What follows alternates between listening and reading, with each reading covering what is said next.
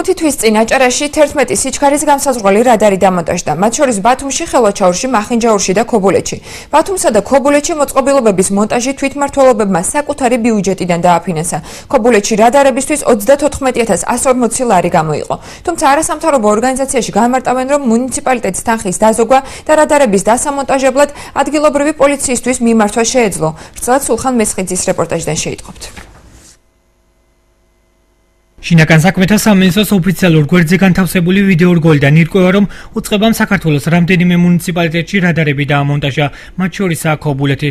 თუმცა ქობულეთის გამგეობის მიერ მოწოდებული ოფიციალური წერილის თანახმად 3 ერთეული სიჩქარის განსაზღვრელი მოწყობილობის შესაძენად 34140 ლარი ადგილობრივი ბიუჯეტიდან დაიხარჯა.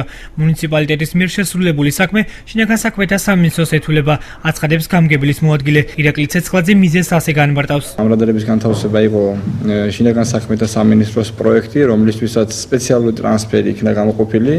ეს მიზნობრივი ტრანსფერი იყო და შესაბამისად გაიხარჯა მიზნობრივად. შინაგან საქმეთა სამინისტროს ეწეება გაკეთებული საქმე. მიუხედავად იმისა, რომ ფაქტიურად ქობულეთის მუნიციპალიტეტი აცხადებდა, როგორც მე ვფლობ ინფორმაციას, ქობულეთის მუნიციპალიტეტმა გამოაცხადა ტენდერი და სამუშაოების შესრულებას ტენდერში გამარჯვებულმა ორგანიზაციამ აწარმოა, რომელსაც ჩვენთან ჰქონდა ხელშეკრულება. კონკრეტულ შემთხვევაში მუნიციპალიტეტის ბიუჯეტი არამიზნობრივად დაიხარჯა, რადგან მძღოლების მიერ მოძრაობის წესების დარღვევის შემთხვევაში ჯარიმების თანხები უწყების ბალანსი არ ირიცხება, ამბობს საკრებულოს წევრი ივერი გუგუნავა. აუცილებლობა არსებობდა ნამდვილად, რამე თუ ქობულეთი არის კურორტული ზონა და ხშირია შემთხვევები, როდესაც ავარიული სიტუაციები იქმნება, როდესაც გადატვირთულია ზაფხულობით ქუჩები.